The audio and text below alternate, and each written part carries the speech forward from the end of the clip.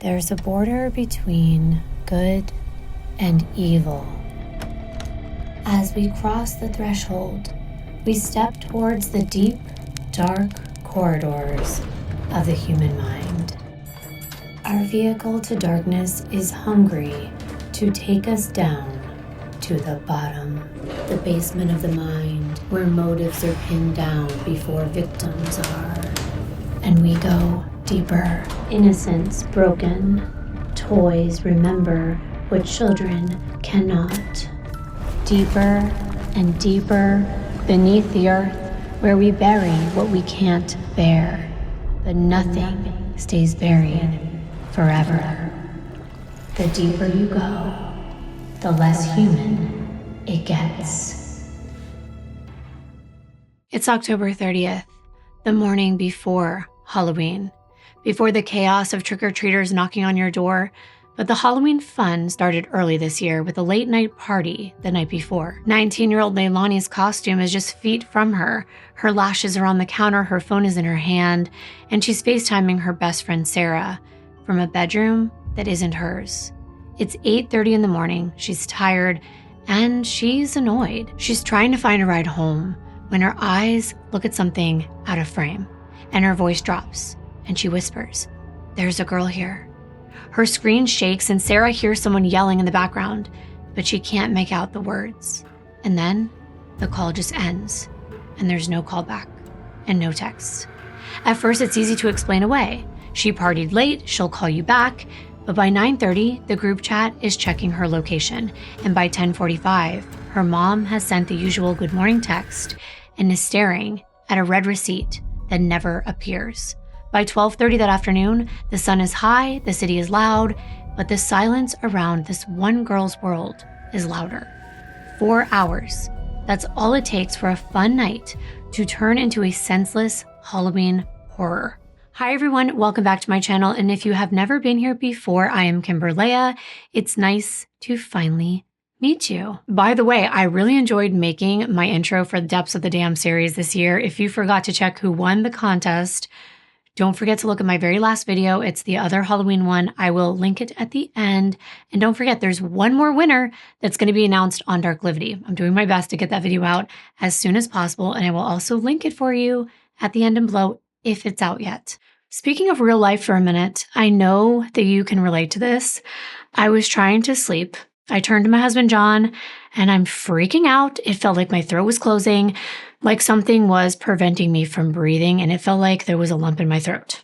Well, I began to doom scroll the internet, all kinds of symptoms, and I went down the rabbit hole. And together we thought it could be polyps. We thought it could be a growth on my vocal cords.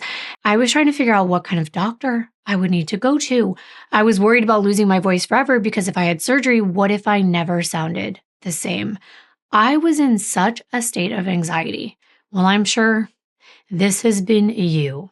Imagine if instead of spending all that time doing that, you could have just booked a real doctor right then and there, someone in network with availability in the next day or two who's actually the right fit.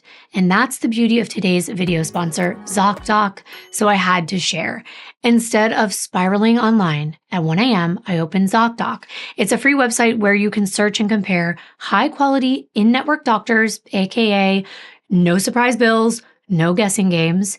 And what I love as a mom of two and a permanently busy and running late human, I can filter for exactly what I need in network, nearby, and even specific appointment times that actually fit between school drop-offs and filming. No phone calls, no waiting on hold.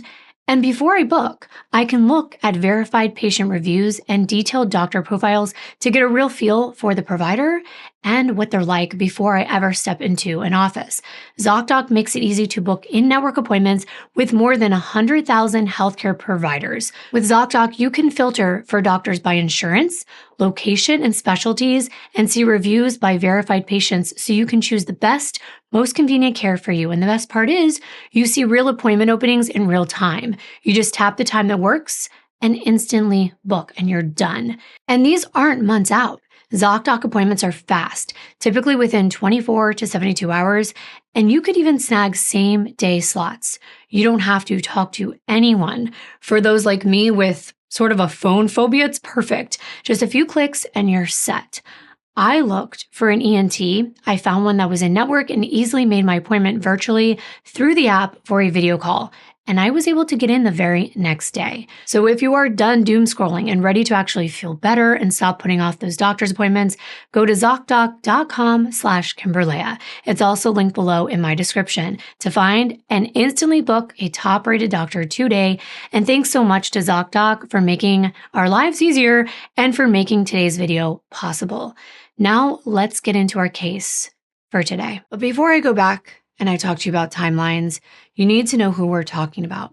Leilani Marie Beecham was born on June 12th of 2002 in Long Beach, California, to her mother, Violetta Giovannini, who went by Violet, and her father, Steve Beecham. 4 years later, her little brother, Anthony, came along, and though things didn't work out between her parents, Leilani, who went by Lonnie, was extremely loved by her family on both sides. Now, some people will say that a person is extraordinary from birth. I'm sure you've heard it before, and maybe they don't really mean it, but they're just trying to say something nice about someone.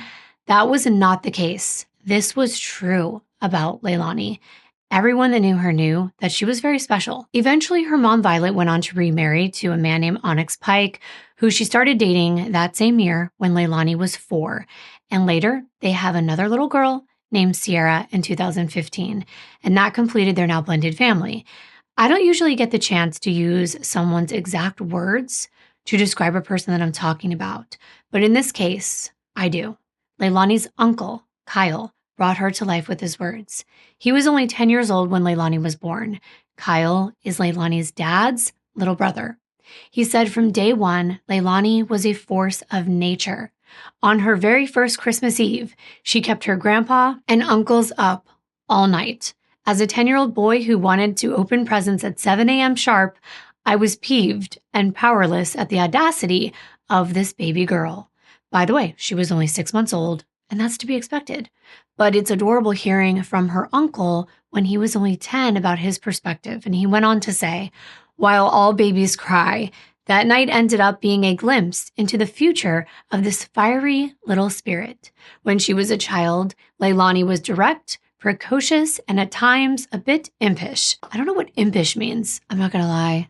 I had to look that one up. It means inclined to do slightly naughty or mischievous things for fun.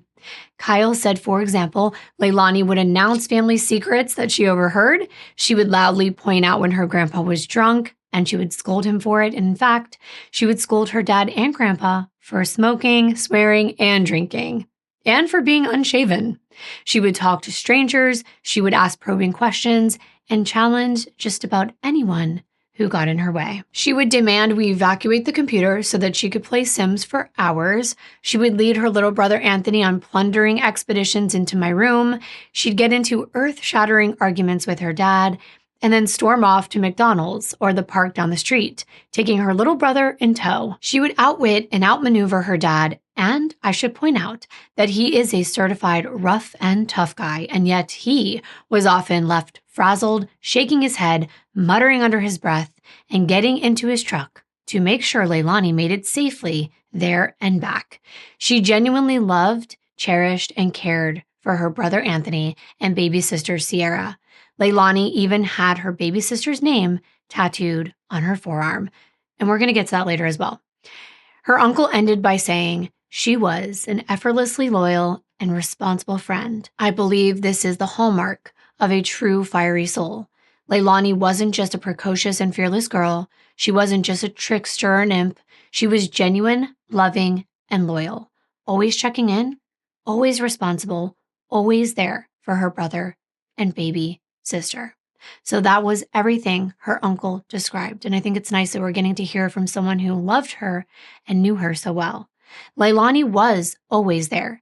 She had clearly a defined role in her family, which she played perfectly. She was bold. She was the little girl in the house that was loud with a bunch of rowdy men when she was with her uncle and her dad.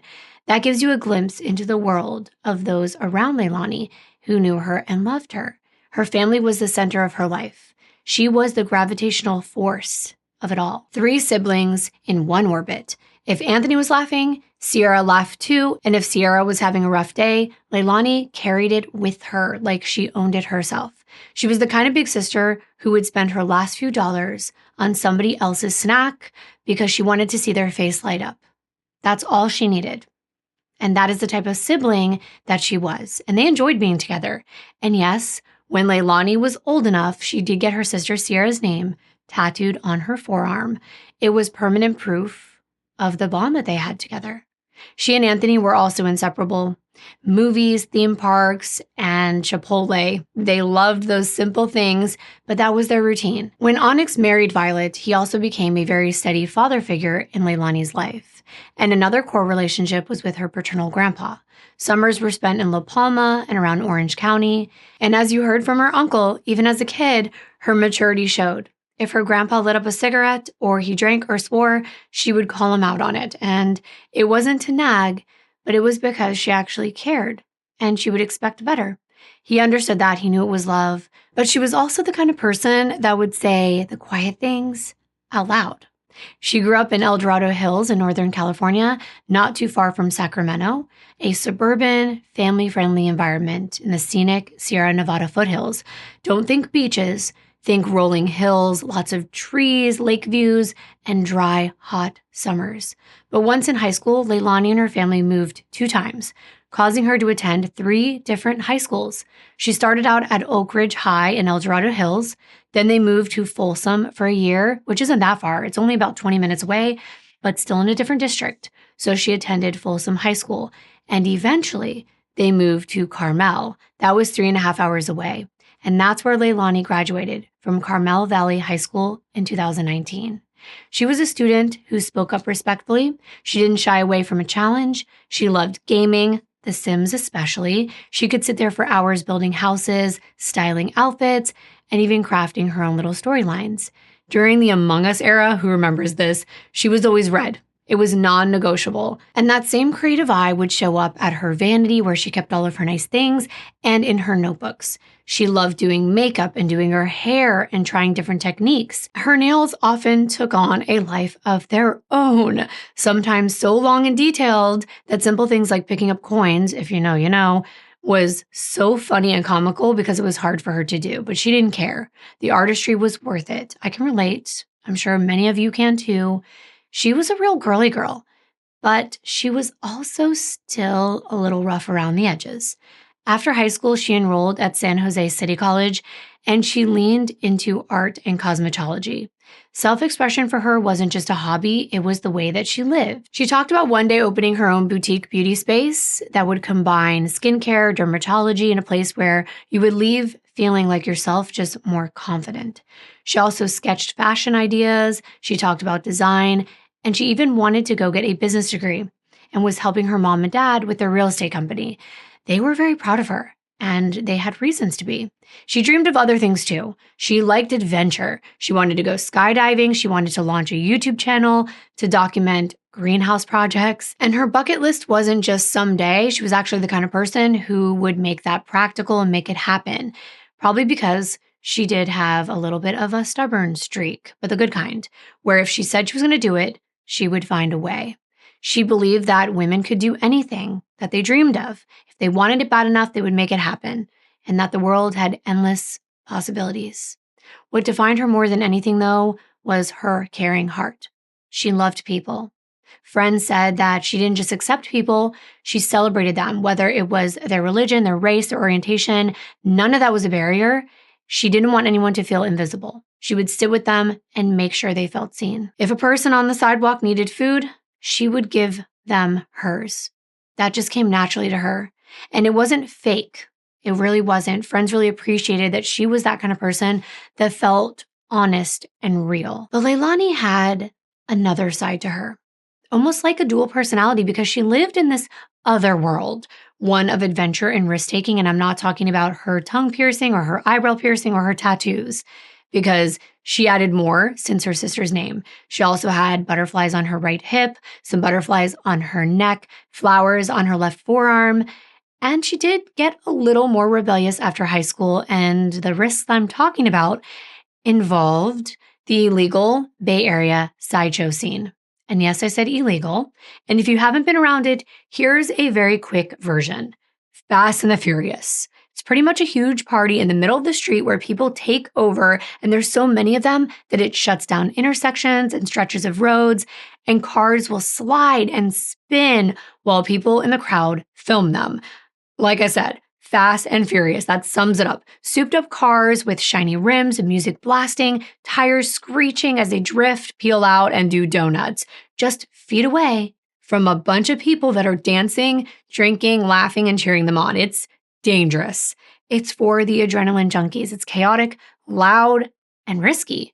But during the pandemic, when clubs were closed, when restaurants weren't even serving food, this scene blew up even more.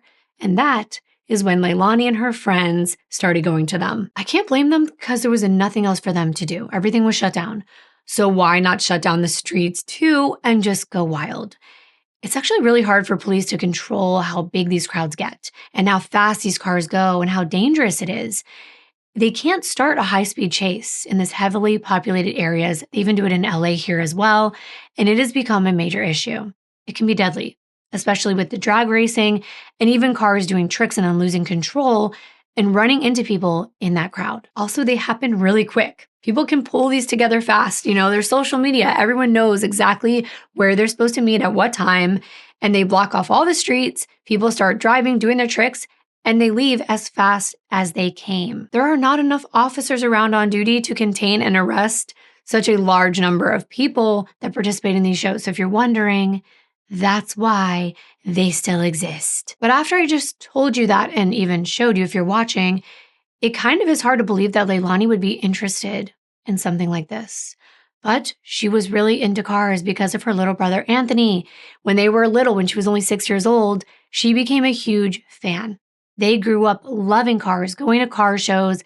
And when she was, a little older, but not by too much, she said she wanted to model for cars. And then she ended up going with friends and meeting people that shared the same interest over time. And that eventually evolved into attending Sideshow. The culture has its own status, a ladder. There's who drives the cars, who shows up styled like a model and just poses in front of the cars for photos, the girl who's riding in the passenger seat with the guy that everyone knows or wants to date.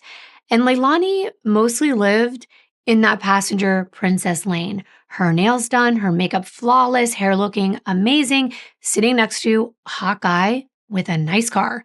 But she did want more. She actually wanted the wheel. She wanted to be in the driver's seat. She wasn't content on just sitting pretty. She wanted to be part of the action.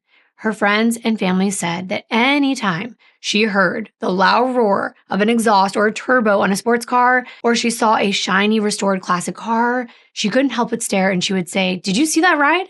It was a rush. She and her girls made quite an appearance as well when they came to these shows. They had their own name for their group. They called themselves the Takeovers. And this was a thing. They had crews, and every one of them had a nickname. And there was also a low-key hierarchy going on. And let me introduce you to who was in Leilani's circle in the Takeovers. There was Kiara. She was the one with a lot of energy. She could turn a quiet kitchen in the middle of the night into a comedy show. She liked drinking games, beer pong, drunk twister. If it involved alcohol and fun, she was in. Then there was Amy. She wanted to drive the cars, kind of like Leilani wanted to eventually do. She liked expensive cars like McLarens, and she liked the feeling of going fast, hair blowing in the wind. That was her paradise. Sarah was just there for the fun. Cars, not so much. She was there to experience the music and the moment and the inside jokes that only made sense when you're pretty much sleep deprived. And Leilani, she was at the center of everything. She was the friend that brought everyone together. She's the type that would say, "Come on, just come out and have fun, even if you don't like cars." There was also Kayla. That was Leilani's best friend since first grade. And they were just thing one and thing two, according to them. They mirrored each other's energy, and Kayla called Leilani her soulmate. Together, they weren't in the background, they were noticed. These girls would come in, and heads would turn. But it wasn't about ego for Leilani. The attention would just come to her. She had that presence about her. No one could forget her when she walked into a room, especially because she was loud. Kayla said that Leilani had a mouth on her. She wasn't afraid to get in your face. She was blunt, but that's why her friends liked her. And when the takeovers arrived at a sideshow, people knew it. Conversations would stop, they would hear whispers as they passed by. Phones would lift a little higher to take a photo of them walking in. They dressed to stand out. These outfits were over the top, and they carried themselves like they owned the street. To outsiders, it could probably come off as conceited, but they called it confidence. However, this also caused tension from other girls. They definitely got their fair share of dirty looks and trash talking because the cattiness was at a very high level, and that's to be expected when you're young. We're talking about teenagers who went to these events. Now, it's true, there were what they call the OGs, which were a little bit older, maybe 25, let's say, maybe even some in their 30s. And they had been putting on and going to these shows way before the pandemic, when boredom made them a lot more popular. And everyone knew the OGs. They had their own cliques as well. But Leilani and her friends did not associate with many other groups. They pretty much stuck to themselves. However, it didn't stop the OGs from kind of looking down on the younger, newer girls that were showing up. Some said it was insecurity. Others said it was pure jealousy. Many of these women had solidified their spot and their men, and they didn't appreciate the younger girls on their turf. So these events were not without drama, that's for sure. For some reason, what came to my mind when I was learning about this culture was this is like high school drama on speed. That's just what I thought about. But the takeovers weren't just a group of girls showing up to watch cars. They became a brand, and they had a reputation to uphold in a world where reputation was everything. Leilani's friends always told her she was so pretty that she should even be a model. She had the look, the walk, the it factor, and she already had fans, mostly of the opposite sex. I think a good way to define Leilani's personality was that she had a hard outer shell, but it was pretty much a front. One example that I saw about an interaction and her sarcasm would go something like this. If her friend Amy called, for instance, she would pick up and she would say something like, "What the F do you want?" But they had the same humor. They practically grew up together. They both had that dry, sarcastic kind of humor. So Amy would just snap back without even missing a beat, and she'd be like, "No, try again." And then they would just break character and start cracking up about it. That's how they were. It was playful banter, and they were teens. I'm going to be saying they were teens a lot in this video because it gives you a perspective. They didn't take themselves too seriously. I think we all remember, and some of you might even still be 19 or a teenager right now. I remember how fun it was and how catty and full of drama high school could be, and even into college. Now, let me tell you a little bit about the men who drive at these events. They're all about competition and status. It's like they're going into battle. Hours before a show, they would be in their driveways or garages, washing every inch of their cars, buffing the paint, polishing the rims, checking under the hood, even doing oil changes before the big night so that their engine would be running smooth and would sound loud and sharp. And the message was, I'm trying to attract your attention. If a girl walked by and caught a guy's eye, the car did the talking. They would rev the engine really hard, daring her to look back. And Leilani, she definitely drew a lot more revs than most. But there were also women who drove. They were high up in the ranks and very rare. It took guts and it took skill, and they earned the respect they got from proving themselves in the circle. And Leilani was practicing for a time that she could move up that ladder. But no one is pretending that this scene is safe. Guns sometimes went off. Fights would start. Police would come and try to shut these events down. And drivers didn't always have control of their cars. There have been many accidents where people were standing too close and found themselves having to dodge vehicles at the very last second. And there were nights when spectators were not lucky enough to move fast enough.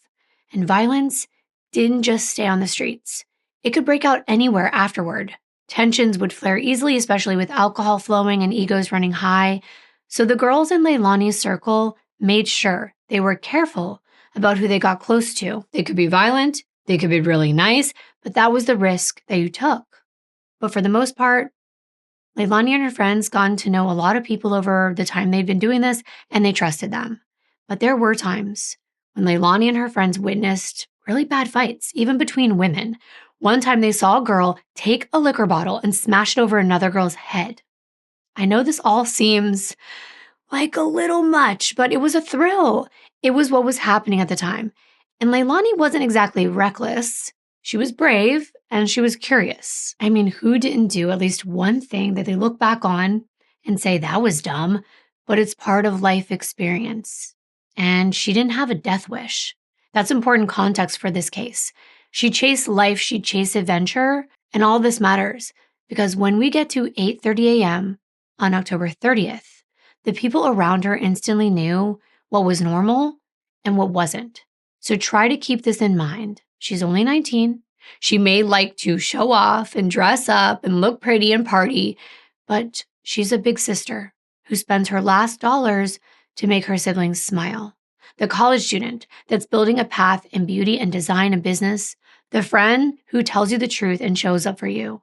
When someone like that stops answering calls and texts, you notice. So now you know the person at the center of this story. Now we can press play on that clock because it started ticking after she hung up that morning on FaceTime. But let's go back because all of this sets the stage for what was happening right before Halloween weekend. Everyone's having a good time like usual. They know there's going to be get-togethers, so of course they're planning costumes, they're making plans of which parties they want to go to, and trust me, Leilani did not need an excuse to dress up, but if there was one, that would make it even easier for her to say yes to invitations. And those invitations were stacking up. Cars were being polished, hair appointments were scheduled, nails were being done. It's that stretch of the year where the line between fun scary and real scary gets thin without anyone noticing. And we know all too well how easily evil can exist in the shadows, especially during a season of disguises. So I want to jump to Friday night, October 29th, rolling into the early morning hours of Saturday, October 30th. Leilani goes over to Sarah's house to get ready. Sarah is wearing a skeleton dress. It's black with a skeleton on it, and she pairs it with a pair of fishnet stockings. Leilani is going as what they refer to as a sexy SWAT officer, which is a little bit of a bolder pick, which fits.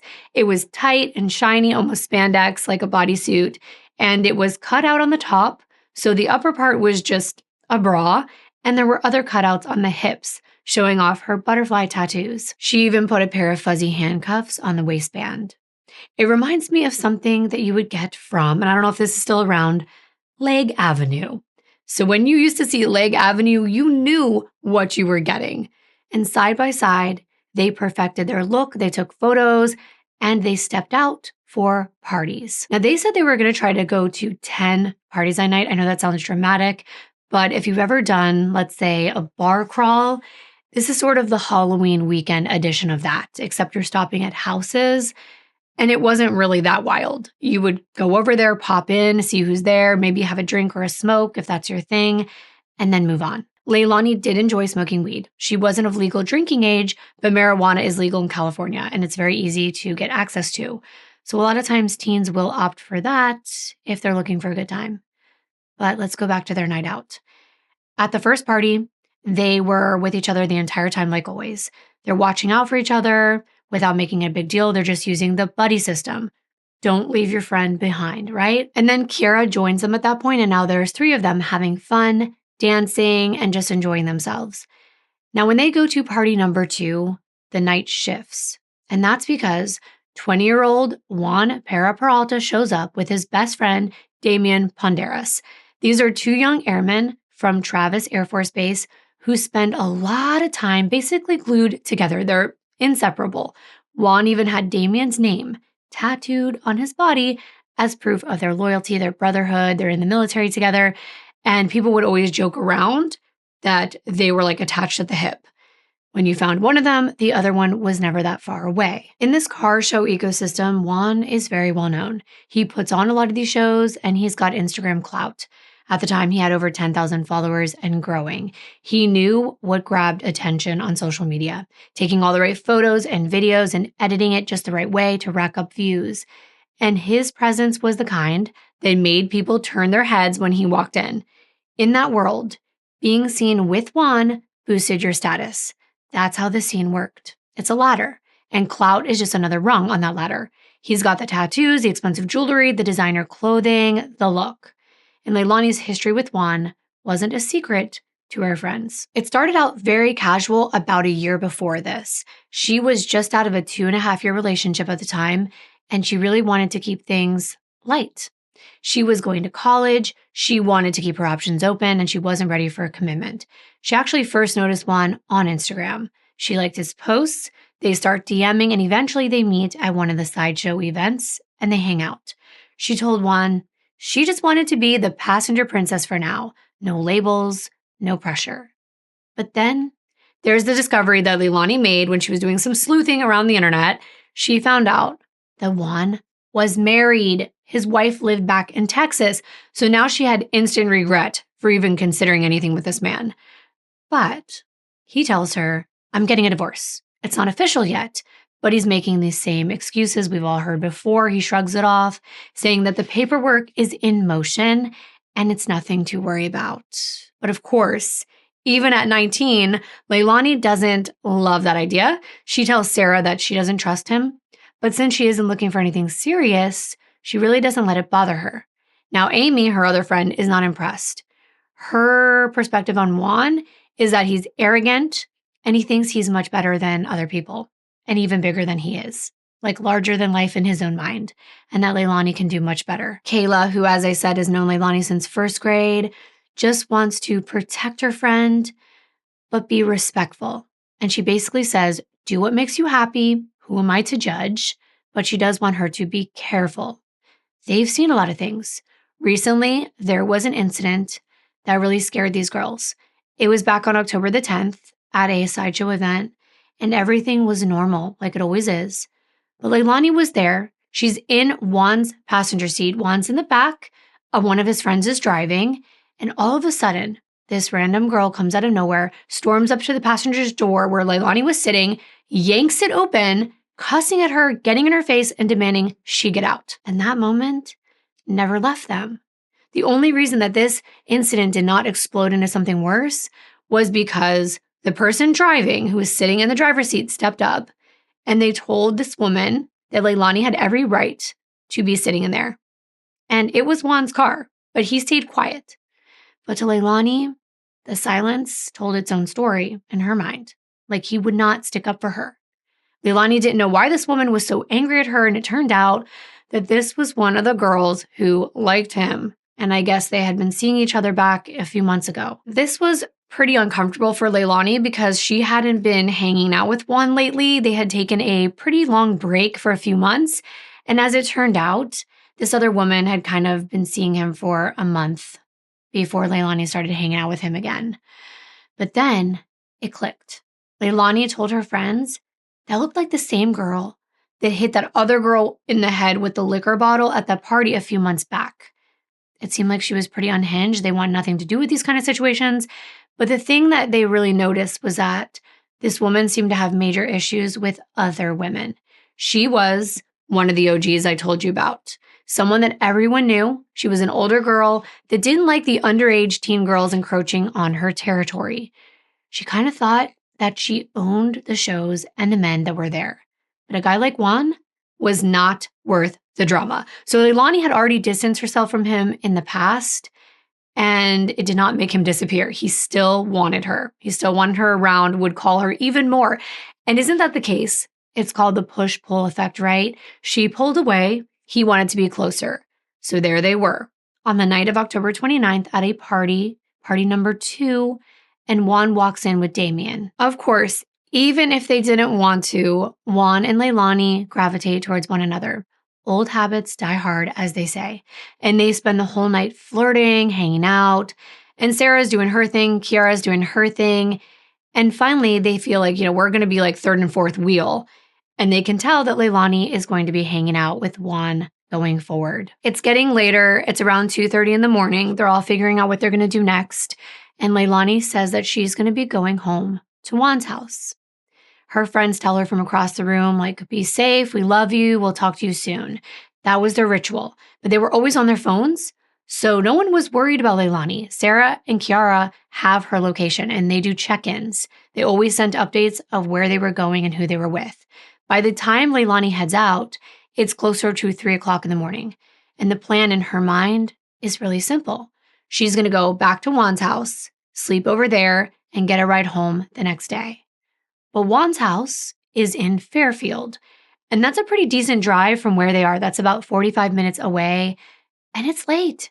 She and Sarah are texting back and forth. Sarah had never met Juan before, only heard about him, so she thought that maybe Leilani should call it a night and get an Uber or something like that and just head back home.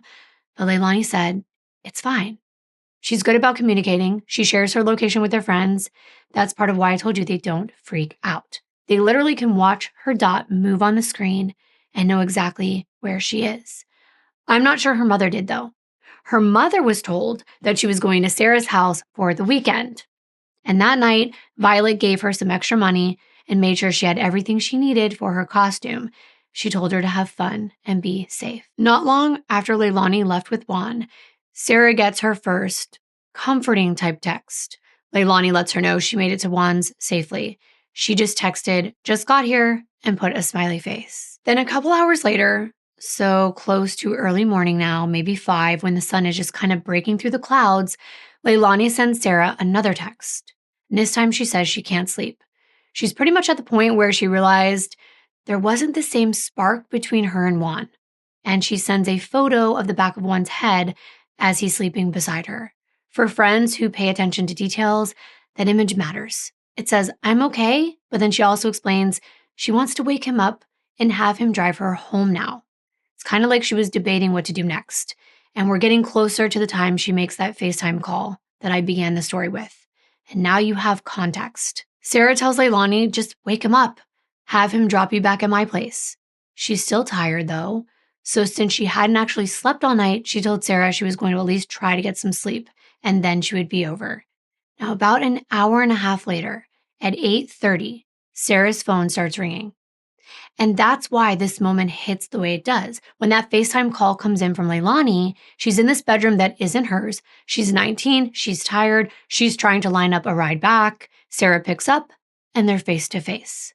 Leilani is in Juan's bed, and in the background, Sarah can hear people arguing, but she can't make out what exactly is going on.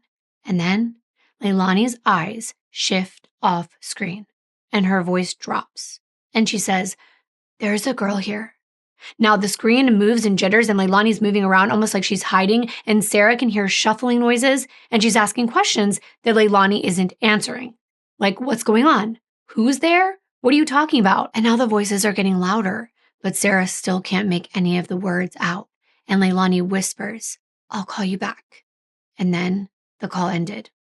Right away, Sarah feels like something is off. And from there, about an hour later at 9:30 a.m., with no call back from Leilani, their friend group starts doing what we all do. We start asking, have you heard from her? Have you seen her? Where are you? Are you okay? They're also all texting Leilani, and they're asking what's going on. And they check her location. It is like having your finger on a pulse because they can see that she's still at Juan's, and that makes you feel better, right? You're like, okay, I can see where she is. Everything's okay. She must just be busy. Maybe they're talking. Who knows? By 10:45, though, Leilani's mom sends the normal good morning text. It's routine. It shouldn't mean anything until about 15 minutes later when the red receipt doesn't pop up.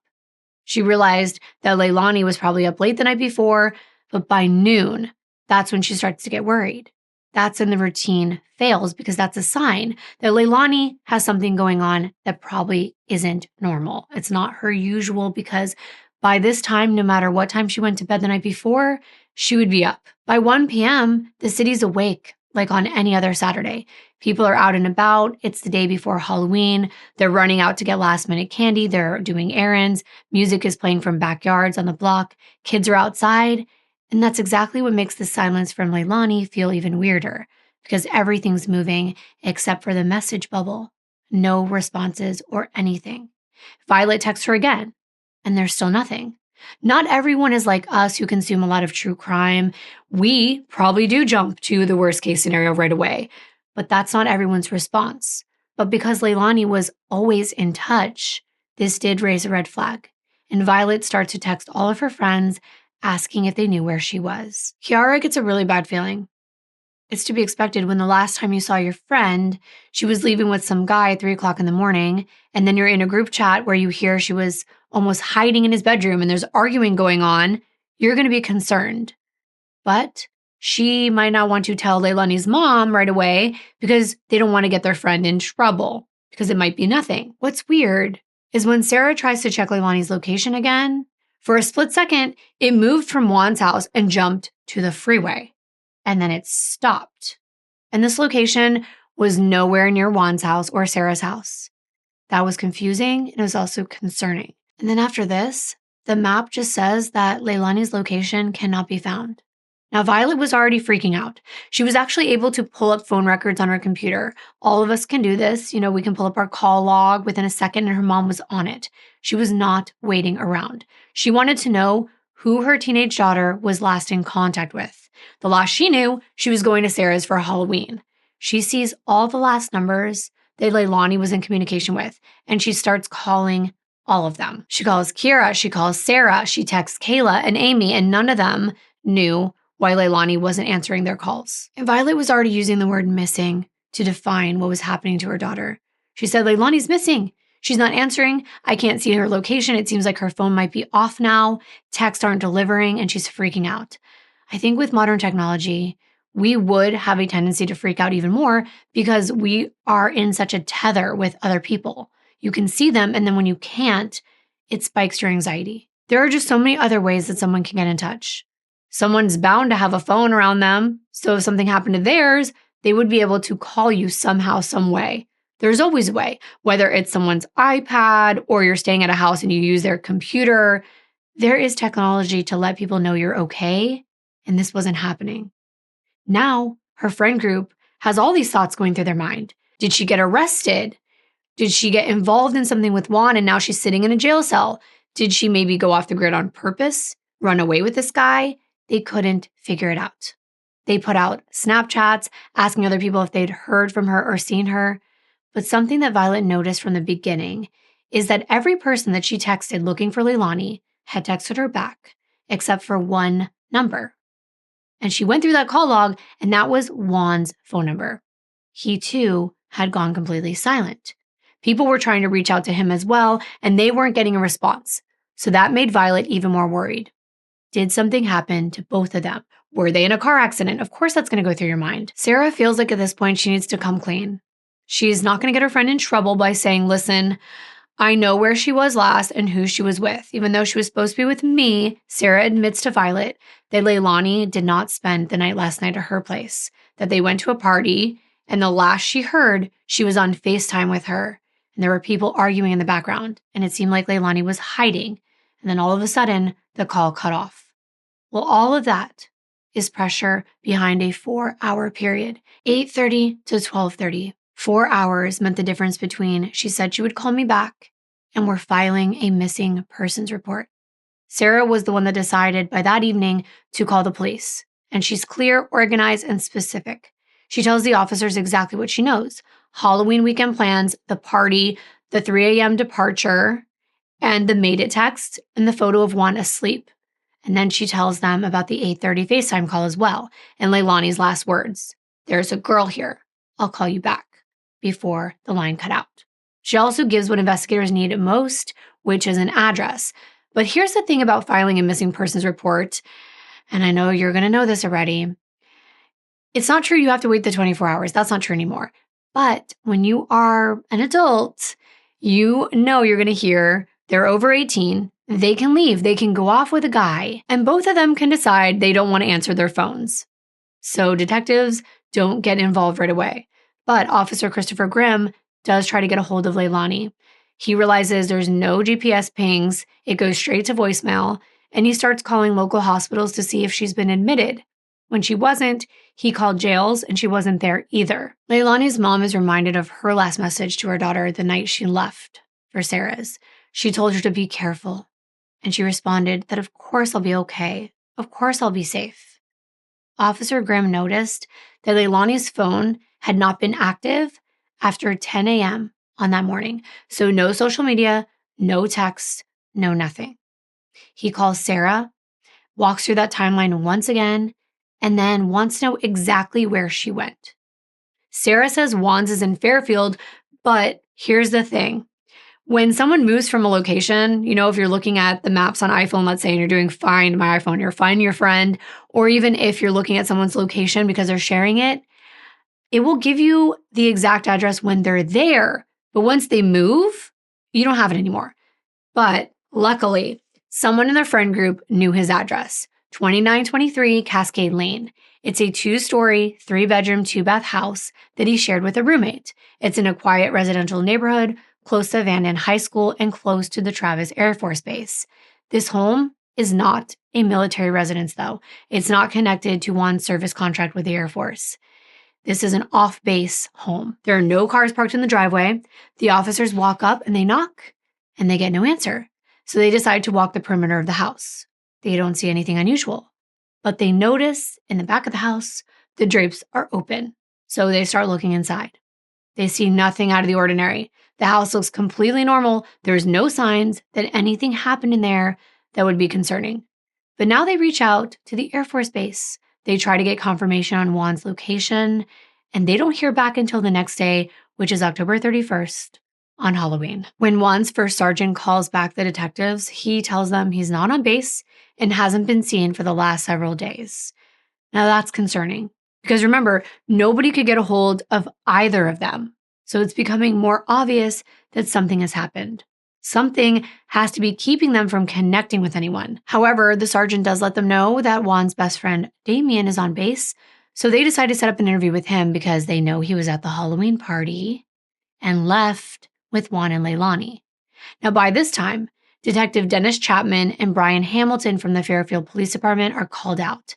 They understand the difference between a teenager that's just not answering texts and a 19-year-old who never leaves people waiting and ends their last conversation with people yelling in the background, and now her phone is dead. The way that these sideshow events go and these fast cars are thinking that possibly they did get in a car accident. Maybe their car flipped over somewhere in a field. They're just trying to figure it out and piece it together. But here's the first time that things get a little confusing because Damien says he doesn't remember Leilani being with him and Juan when they left that last party and went back to Juan's house. Damien remembers getting to the house with Juan, but says he passed out. He was asleep until Juan woke him up the next morning for work.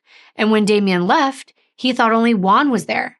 Well, we already know from what Sarah said that she saw Leilani on FaceTime. She could see that she was at Juan's house, and it was the same house, the same bedroom where she took that picture of Juan sleeping right next to her. So who else's house would they have been at, right? Something wasn't adding up. The detectives also noticed Damien's sweating. I mean, that is to be expected. You're being questioned about your best friend being missing and a teenage girl also missing that he was last seen with. But it does raise some red flags, and you're taking note of it. It could be nothing, but it also could be something. Leilani's friends are now updated with as much information as the detectives will provide, and they're worried. They continue to post on Snapchat and elsewhere on social media, especially pictures of what Leilani was wearing the last time anyone heard from her or saw her. And the detectives were trying to look at CCTV footage from around the town. They were also calling both of the phones continuously. And all this time, Leilani's mom, she's not sleeping. She's on the phone with police nonstop. It was such an anxiety-inducing situation. And it's also Halloween, which makes it even more eerie and creepy to think about. To think that something terrible could have happened on a holiday where people are running around with masks on looking like goblins and vampires and beasts and monsters. You can't really focus on anything else when you're a parent in this situation. Violet couldn't relax. She needed answers. But let's go back to Damien for a minute. As the detectives are interviewing him, they ask all the normal questions in a missing persons case. But because he looked so nervous, Detective Chapman turned up the heat with a question he always asks in these circumstances to stir things up, to ruffle some feathers, if you will. He says, "If they're dead, just let me know where they are." And the response that he got from Damien, he referred to it as a Hollywood response, like in the movies. Damien audibly gulped really hard. In all the years, Detective Chapman has been asking that same question to try to elicit a response. He hadn't got one like that. So it just was odd. as though Damien was holding back. That is a physical action to swallow, to choke down your words. So Detective Chapman called this reaction unbelievable. He took note because Damien, he was shaking, his palms were wet with sweat. It was odd. It was unusual. And it's not every day, though, that you're sitting face to face with detectives, with your boss waiting outside the door, with your best friend and the girl he was seeing missing. So it would also be understandable if you were super nervous. However, it's what happened next that turned things from a wellness check to them just trying to locate someone who had seen her last to a full-on investigation into Leilani's whereabouts. Because even though detectives were involved, they hoped that at any moment she was going to walk through her front door or call them. But somebody else calls them. The roommate. He's at home now. At the house he shares with Juan. He's gotten the message that detectives left with their card to please call them. The roommate is also the landlord, and I'm going to call him Jake. He tells detectives they can meet him back at the house on Cascade Lane, so they rush back over. And right when Jake opens the front door to speak with them, the detectives smell bleach.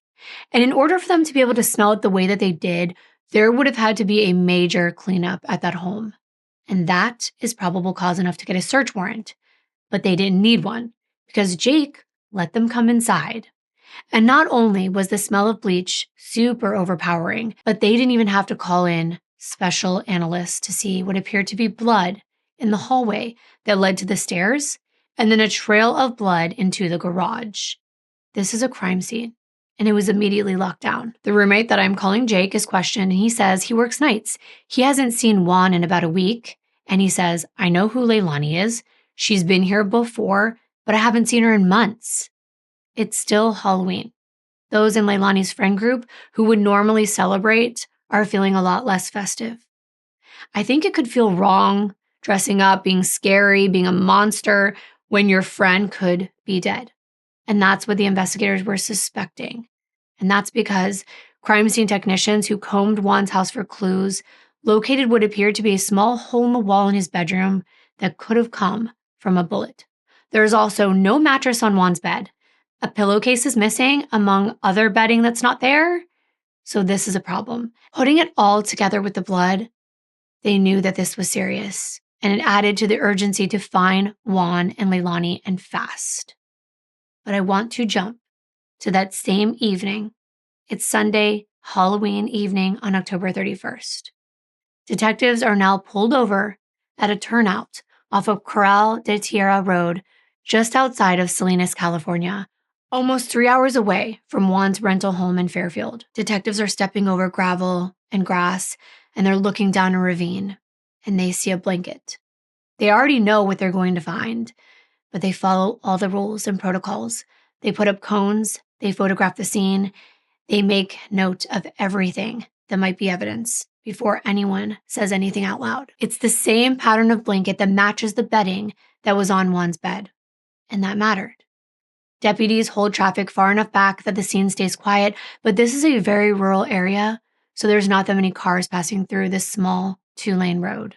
Sometimes I wonder if someone's body would ever be found in a place like this. It's so vast. And just 25 feet down this slope into a small valley where the blanket was located is a body wrapped inside. She's a white female lying face down, unclothed from the waist up, only in underwear and socks. There's dried blood, brain matter, and bone fragments seen in her hair, and she was carefully turned over. And at that point, it was obvious they had found Leilani. They transferred her to a body bag and then transported her to the Monterey County morgue. And then they contacted the Solano County coroner. They had her sent to Fairfield for an official identification and an autopsy. That blanket is collected as evidence, and there isn't really anything else at the scene that appears to be connected to her murder. And if you're wondering how they found her, how they knew, and how they got there this fast, only a day after she was reported missing, how they knew exactly where to stop the car on those winding rural roads in the middle of nowhere, it's because of who was sitting in the back seat of one of the patrol cars, Juan. But he says, I didn't kill her. He wasn't just talking to detectives. He was pointing. He was telling them where to drive, which exit to take, where to turn, where to pull off. It wasn't vague, it was exact. Even though he didn't have an address, he had been there when Leilani was thrown down the side of the ravine. How did this happen? Let's back up. After questioning Damien, Detective Chapman knew that the military could demand that Juan come to base or be sanctioned. Juan cared about his career, so eventually he made his way to speak with Chapman. And as they begin questioning him, they get a phone call that Damien has something to add to his earlier interview. Damien comes down, they put him in a room right next to Juan, and they're pretty sure that when he heard that Juan was being questioned, he wanted to come clean because he had lied. But first, let's go to Juan. He gives them the exact same information that Damien had. And to recap, that was, we saw Leilani at the party, but she didn't go back to my house that night. We don't know anything about where she could be. But both of their stories contradict what Sarah and we already know. She saw her in that bedroom on FaceTime. And Juan's not talking. But Damien was, so they focus their attention on him. Damien says he did not hurt Leilani. That was true. But he did lie about something. Leilani did come home with them to Juan's, and Juan and Leilani went up to Juan's bedroom, and he passed out on the couch in Juan's living room downstairs. His sergeant couldn't find him the next morning, so they called Juan. Juan woke him up, he left for the base, and that was it. But then, later that afternoon, Juan calls him for a favor. He says, hey, can you go to Walmart and pick up some cleaning supplies, bleach, extra towels, stain removers? For some reason, and I don't know why, Damien does it without questioning it. What are friends for, right? But it was a little strange.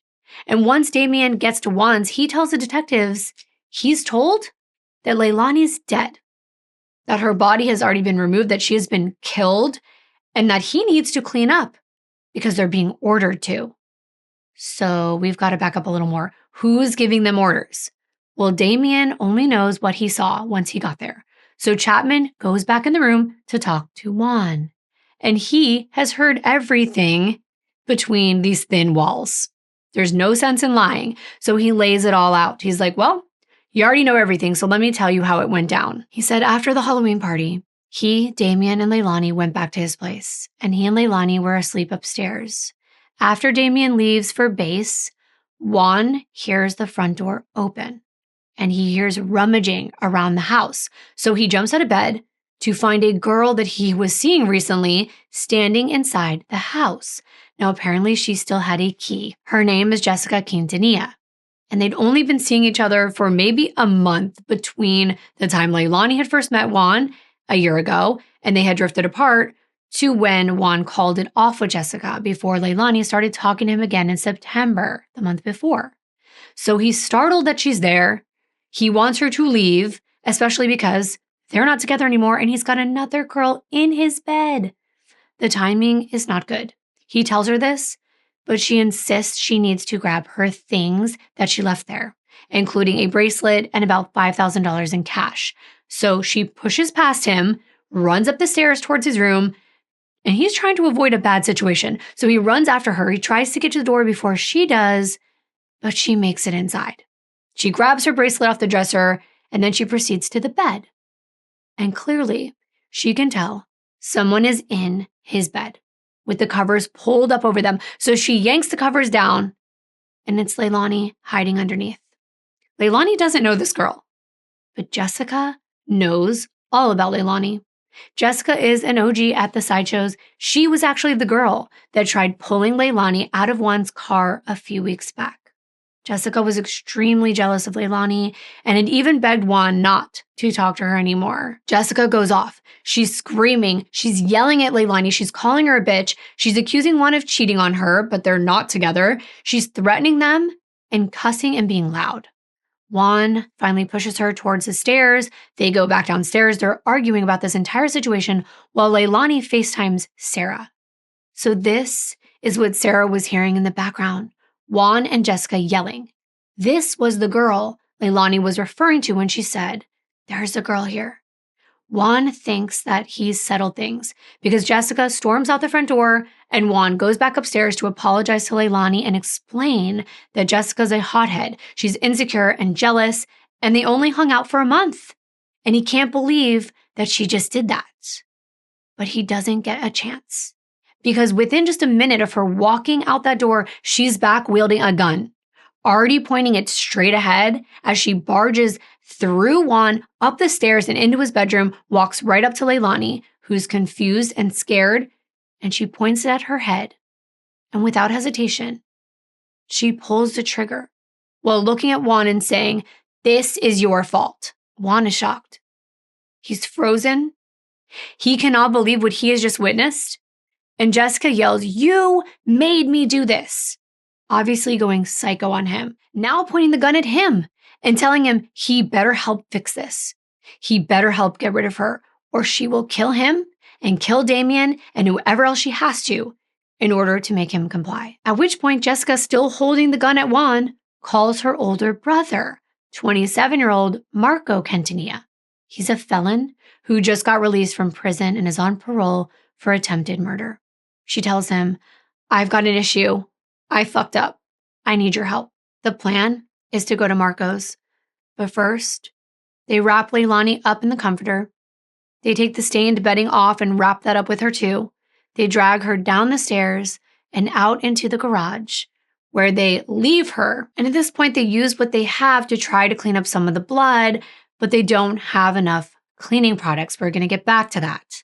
Now, at this point, they load her into the trunk of Juan's prized possession, his souped-up Cadillac CTS-V. Juan explains to detectives during his interview that he's following Jessica's orders because she has a Glock tucked into her waistband of her sweatpants. And he's afraid of what she might do. She just killed someone, so he doesn't want to resist. Jessica gets in the driver's seat, and Juan and her drive to Home Depot. They're both wearing black hoodies and medical masks over their nose and mouth. This is what they buy: 2 shovels, lighter fluid, a lighter, duct tape, and pliers. Jessica's plan is to bury Leilani. But first, she was going to pull out all of her teeth with pliers so she would not be able to be identified by dental records, and she was going to burn her and then bury her remains. Jessica knows they're going to have to split up because they have a lot to do. But first, Jessica drives her and Juan over to her brother Marco's house.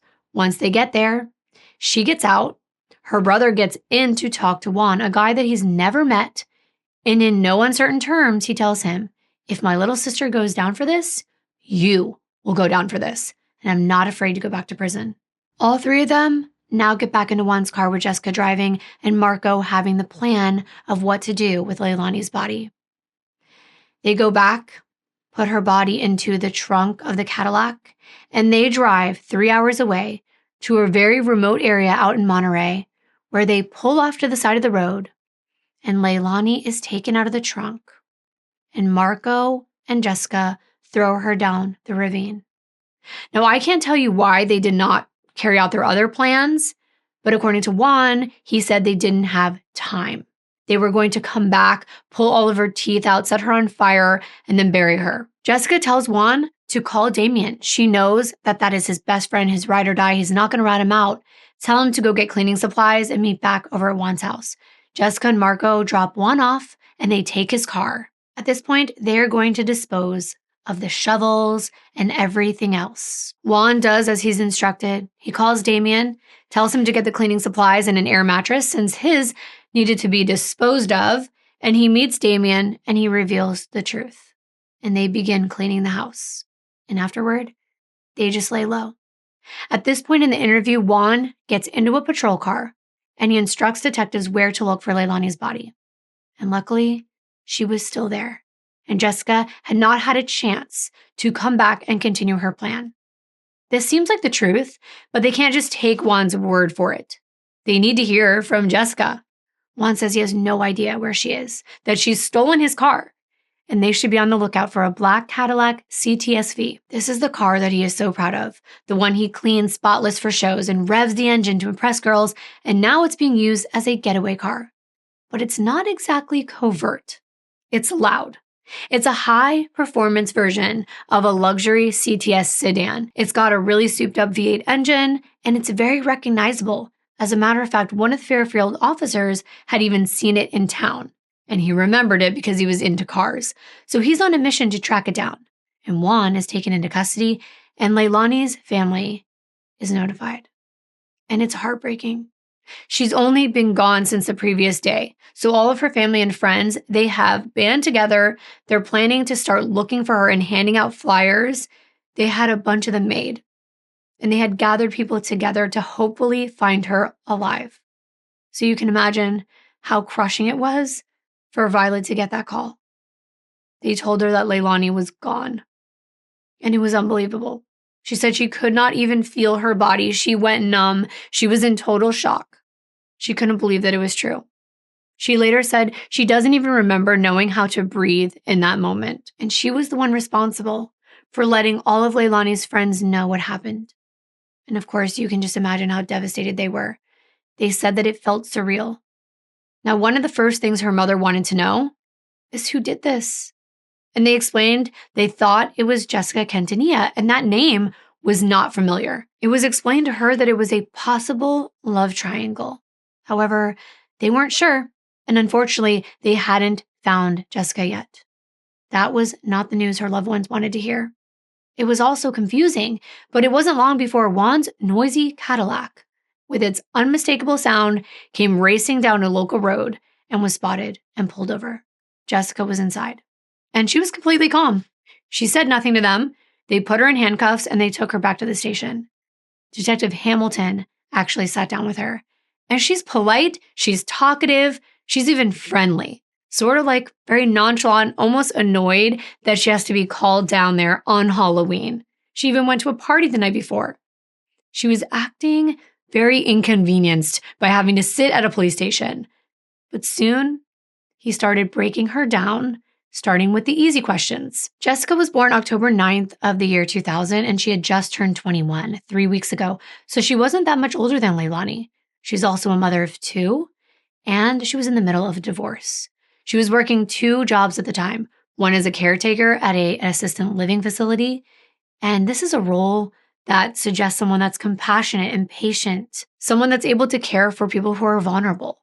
She was also a dental assistant, and from the outside, she did look like a pretty normal girl, outgoing, pretty, hardworking, likes to have fun, but she does admit that she has toxic traits, her words.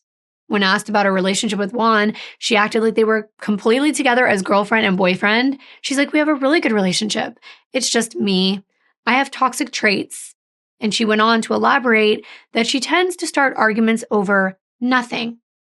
When she asked what she was doing over the weekend, she said she went to a couple Halloween parties, and then Detective Hamilton asked her what Juan was doing. At first, she said he was with me all weekend. But then he said, what about Friday night? And she backtracks. She says, oh, except Friday. He went out with Damien to a party in Sacramento, but he came to my house afterward. That's kind of confusing because we know that Leilani went back to Juan's place. So Hamilton's trying to process all of this. He asked Jessica, when was Juan over? She said, oh, it was the middle of the night. He has a key to my house because he used to stay here from time to time. He just came right in and got into bed with me. Really? Hamilton was like, that's not what Juan said. He also said you were never his girlfriend. She didn't respond to that. So Hamilton asked what she knew about Leilani. Jessica said, I don't even know her. I've seen her around at the sideshow, and she's cool with everyone there, but she's not in a relationship with Juan. She wasn't dating him. But Hamilton is pushing her a bit. He's like, oh, really? That's interesting. Are you sure that Leilani wasn't in a relationship, wasn't Juan's girlfriend before you met him and started seeing him back in August?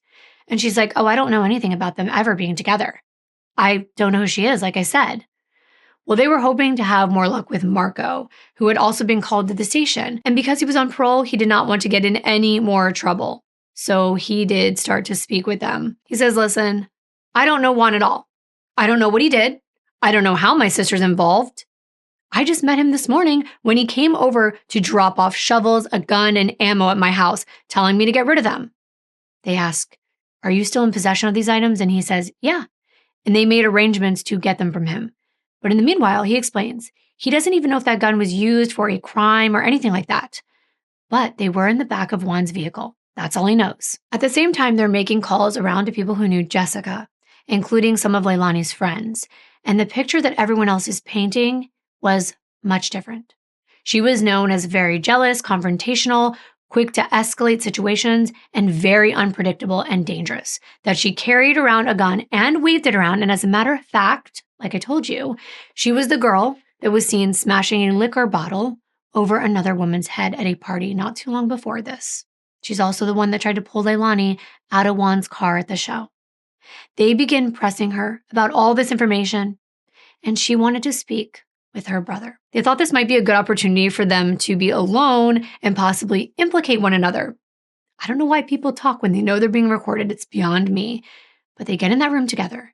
And at first, they're being very covert. They're kind of nodding, gesturing, speaking so soft. You can't really make out what they're saying, but it seems like Jessica is overconfident, and that gets the best of her. She's mocking the detectives. She's telling her brother, they don't have shit on us. Don't talk to them. And he was telling her, they say I'm going to go down as an accessory to murder because I got rid of the shovels. She literally tells him, there is nothing to link us, dude. They're fucking lying. I caught them in a lie. And I had to roll my eyes. Jessica caught them in a lie? It seems like she really doesn't know how detectives operate. They're allowed to fabricate things in order to get a confession. So I thought it was funny that she's trying to catch them in a lie like it's her job. Like she thinks she's smarter than the police. Don't they all? But then she starts really obviously talking about the crime because she uses the word body. She asked her brother, what did you tell them about the body? Why would you even talk about that at that point? Her brother knows that they are in over their head. This is not his first rodeo. He doesn't want to be in even more trouble. He didn't pull the trigger, so he stops interacting. But they have what they need. And both Jessica and Marco are arrested. She's charged with murder, and he's charged as an accessory. Damien and Juan agree to testify against Jessica and her brother, and they are given immunity and not charged with the crime. The news traveled fast. After news of a 19-year-old being killed after a Halloween party, of course, people are speaking out, including family members and a family friend, Michelle Smith. She talked about how hard it was when her friend, Leilani's mother, Violet, told her that Leilani had been killed. One of your best friends calls and says, her daughter passed away? Like, you can't... Sorry. There's no words. There are no words. You know, the details which are not on the news are even more shocking. Lonnie, as far as I know, she was dating one of the individuals. And that's pretty much like all I know about that. Honestly, those three people need to like really just be convicted and never shown the light of day. She was a mature and responsible adult and a loving person. This is a senseless tragedy, and it's just been utterly heartbreaking for everyone involved. Wonderful young woman caught in a horrible situation. It's every parent's worst nightmare. Yes, there were things that were not being shared with the public. For example, Leilani's autopsy.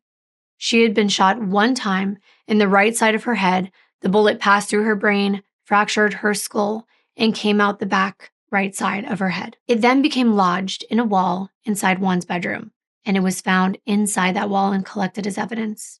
And as it turns out, that gun that was given to Marco to hide or get rid of, it was tested, and ballistics showed it was not the firearm used in Leilani's murder, and that weapon has never been found.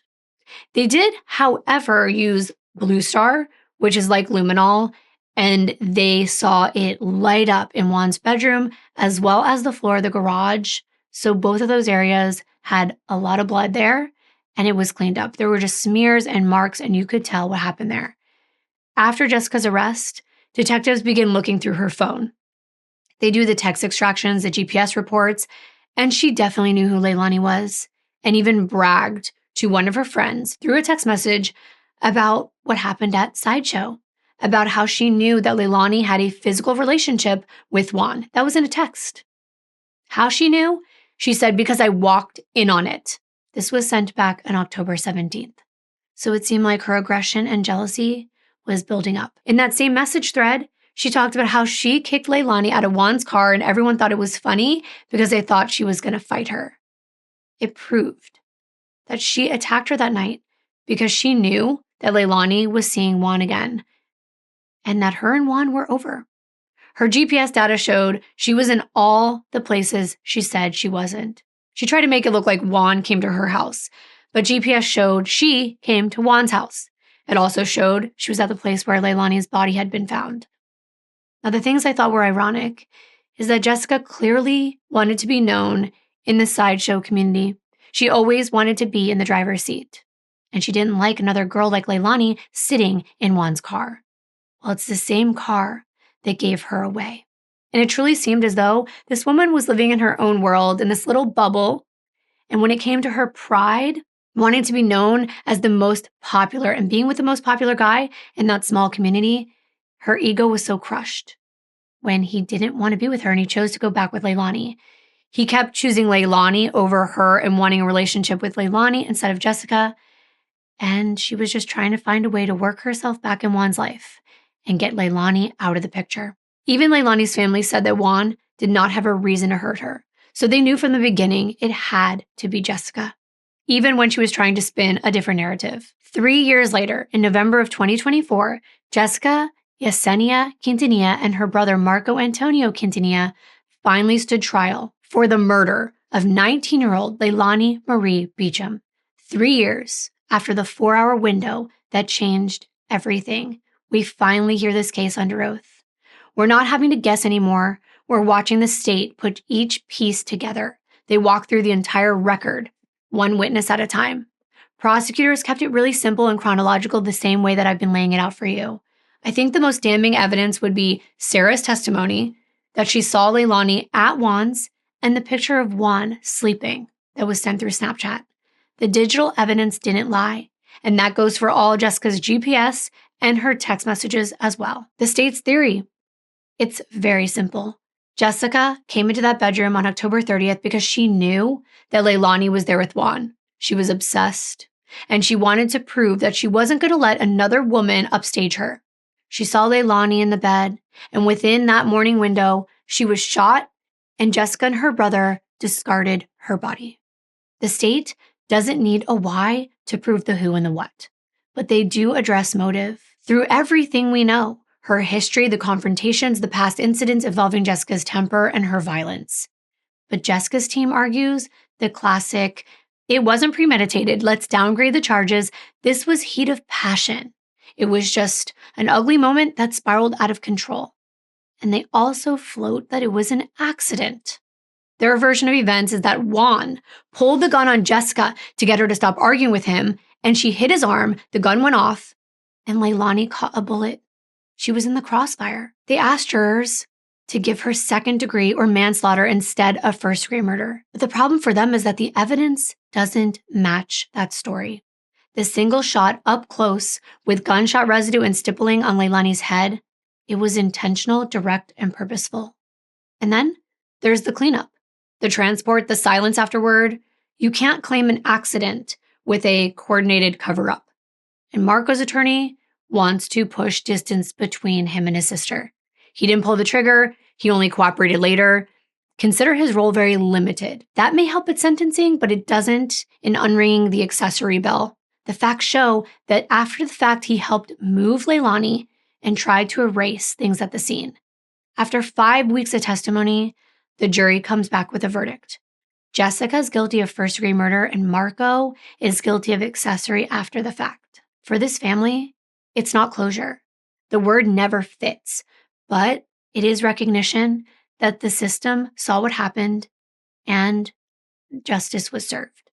Jessica sentenced to 25 years to life with lifetime parole supervision if she's ever released. And Marco receives 4 years, even including his prior history with a past attempted murder. And you know what's sad? Is that Leilani's little sister, she did an interview, and it was heartbreaking to hear her say that she didn't think that was enough time for someone who took her sister away. She was so little when this happened, and her memories of Leilani were so sweet. It just shows you that that ripple effect reaches so wide. One heartless decision, one impulsive, erratic, and selfish decision hurts so many people. But Jessica did this to herself. She got what she deserved. But there was anger from Leilani's family and friends. They felt like the immunity deal for Damien and Juan was not enough. But detectives did point out These men were discharged from the military. They lost their jobs. They lost their careers. But Amy said it best. She said, my best friend is gone because of him. She was talking about Juan. And I feel that. I do. But it was Jessica's actions that caused Leilani's death. However, in these cases, I always have assumptions. I think we all do. I might not always say it, but I think we might be thinking the same thing. He was seeing these girls back to back. Maybe he was lying to Jessica, or maybe there were reasons that she was upset, but that does not justify murder in any way we twist it to try to make it make sense. It's a senseless crime. Leilani was a person. She's creative, generous. She was 19 years old. She loved her siblings, so much so she even had her little sister's name tattooed on her arm. A student, building a life towards cosmetology, design, and business. A girl who had so much to look forward to. I think with young people, I'm not going to say they feel invincible, but sometimes when you're a teen, you're 19, you're having fun, you really don't think of all the consequences. And this is in no way saying that she did anything wrong. But I know there's going to be people that are going to say, why were you hanging in that crowd? Asking those kind of questions and almost putting the blame on the victim. But we shouldn't. No one's asking to die because they want to go to a party, look sexy, or even sleep with a guy. So just try to be sensitive. And remember, she was 19. Only 19.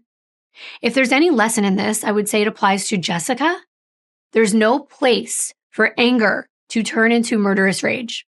I don't really like the cliche people use when they say, no one can make you feel a certain way. But instead, I've learned we do feel. We want to react. But there is a learning lesson when it comes to anger. It has been proven that feeling when we get upset, when someone cuts us off in traffic, or they say something bad about us, it only lasts 90 seconds. That's it.